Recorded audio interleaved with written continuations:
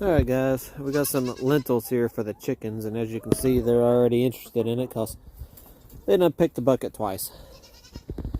So we're going to go over here and give them some lentils and let them have a little snack and a treat.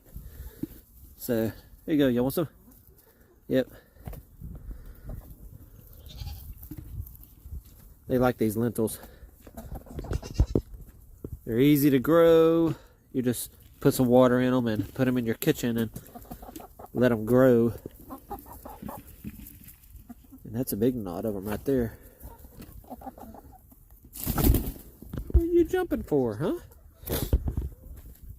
So yeah, they'll probably have them lentils eaten in an hour.